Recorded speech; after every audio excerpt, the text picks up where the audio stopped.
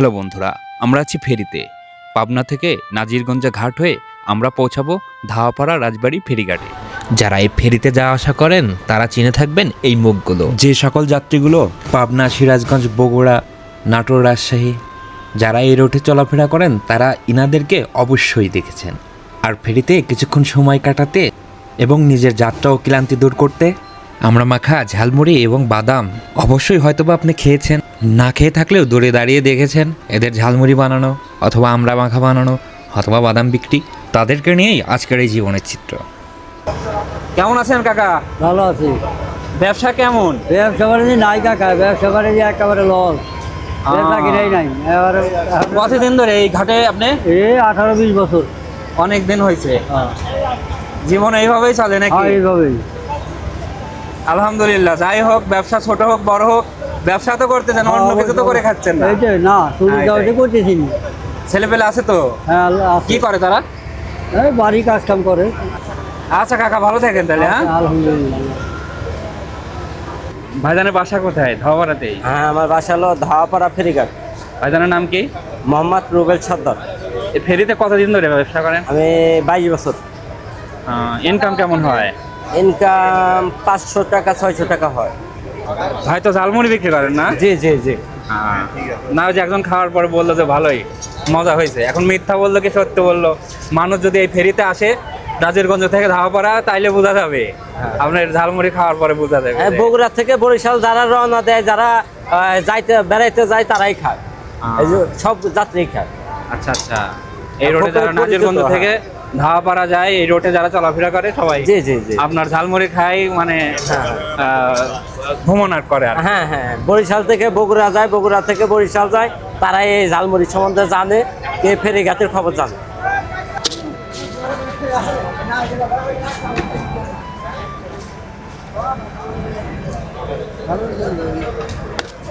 ঝাল খাবেন? কয় টাকার বিক্রি করেন?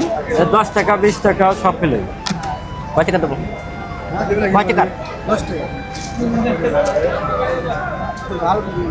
ভাই জ্বালা 2 দিন পরে বেশি। হ্যাঁ, একটু মরিচের দাম কমুক ভাই, 100 টাকা পোয়া।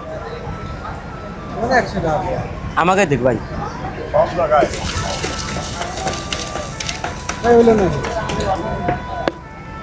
টাকায় দিয়ে কিনে তো আরো কয়েকজনের কাছে জিজ্ঞাসা করেন।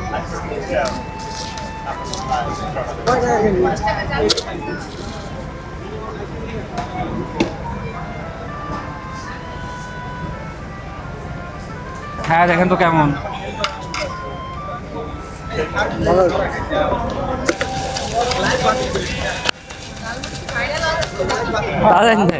ভাই তো এই করতেছে। এ ভাই, এ ভাই, এই ডাক আপনি। কেমন লাগতেছে? ভালো লাগতেছে ভাই, খুব মজা হয়েছে। ভালো হয়েছে হ্যাঁ। নাকি মিথ্যা কথা বলতেছে? না, মিথ্যা তো বলবো কেন, খুব মজা হয়েছে। ক্যামেরা দেখা মানুষ আর সময় মিথ্যা কথা বলে। না, মিথ্যা তো বলবো কেন। ভালো হয়েছে না? ওকে ভাই, কেমন আছেন? ভালো আছি ভাই। এই ধাওয়াপাড়া ঘাটে কতদিন ধরে ব্যবসা করেন? নাজিরগঞ্জ ধাওয়াপাড়া? 5-6 বছর ভাই। কেমন ব্যবসা কেমন? ব্যবসা ভালো। আলহামদুলিল্লাহ। যাই ইনকাম করেন, ছোট ব্যবসা আলহামদুলিল্লাহ, তাই তো? আলহামদুলিল্লাহ, ছোট ব্যবসা আলহামদুলিল্লাহ। আপনার কিসের দোকান? এটা কি বলে এই খাবারের? এটা এই পাবনা মেলা পেঁয়াজ ভাজা, এদিক বলে ঝুরি ভাজা। ঝুরি ভাজা। এইটা এইটা বেচে আপনার সংসার চলে, তাই তো? হ্যাঁ চলে, হয় এটা নিয়ে ছোট চলে। আলহামদুলিল্লাহ। আপনার ছেলে মেয়ে আছে? ছেলে মেয়ে আছে। আচ্ছা। যাই হোক, যারা বগুড়া থেকে যারা আসে, যারা এই নাজিরগঞ্জ ধাওয়াপাড়া ঘাট পার হয়, তারা তো আমি সবারই ভিডিও নিলাম, এদের খাবার খাই তো না? হ্যাঁ, এরা খায় বা। ভাইজানের নাম কি? মানে মাসুদ। হ্যাঁ, মাসুদ। আচ্ছা ঠিক আছে। ভাইজানের নাম কি জানো? আমার নাম রাজ্জাক সর্দার।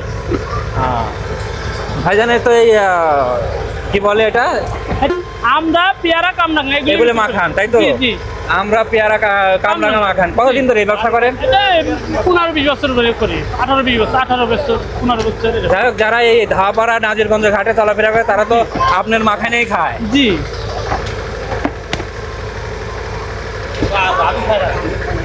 ভাই কেমন লাগে এর মাখানে?